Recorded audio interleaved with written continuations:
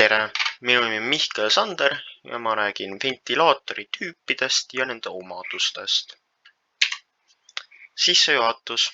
Ventilaatorid on seadmed, mis liigutavad õhku või gaase.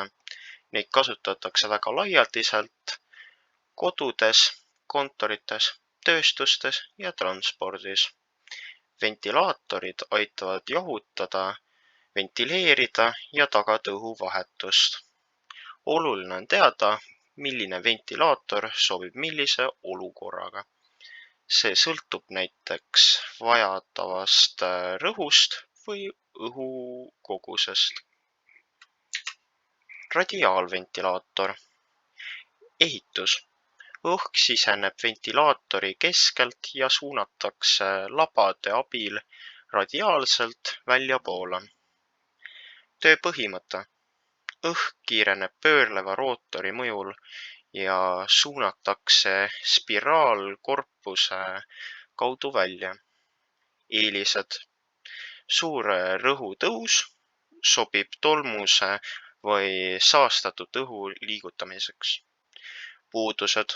Suurem müratase, suuremad mõõtmed võrreldes aktsiaalventilaatoriga, kasutuskohad tööstusliku tolmuimejana või ventilatsioonisüsteemina. Aktsiaalventilaator. Ehitus. Õhk liigub pikki mootori telge läbi rootori labade. Töö põhimõte. Labad pöörlevad tõmmetes õhku otse läbi ventilaatori. Eelised. Kompaktne ja kerge, suur õhuhulk madala rõhuga, madal müratase. Puudused.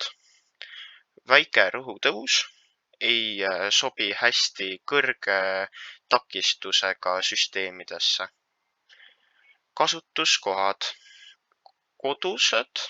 Kodus, jahutusseadmed, autode radiaatoritena. Segatüüpi ventilaator. Ehitus. Kombineerib radiaal- ja aktsiaalventilaatori omadusi. Õhk liigub diagonaalselt. Töö põhimõte. Õhk liigub läbi labade, saades nii aktsiaalse kui ka radiaalse kiirenduse. Eelised. Kompaktne disain, hea rõhutõus ja õhuhulk, sobib keskmise takistusega süsteemidele. Puudused. Keerulisem konstruktsioon võib olla kallim kui teised tüübid. Kasutuskohad, tööstusliku jahutusseadmed ja serveriruumid. Kokkuvõte. Kokkuvõtteks, ventilaatori valik sõltub konkreetsest vajadusest, kui eesmärk on lihtsalt palju õhku liigutada, siis on aktsiaalventilaatorid hea valik. Kui aga vaja on kerget rõhku või töötada tolmuses keskkonnas, sobib radiaalventilaatorid paremini. Kui soov on mõlemad eeliseid kombineerida, siis tasub valida segavoolu ventilaator. Aitäh kuulamast!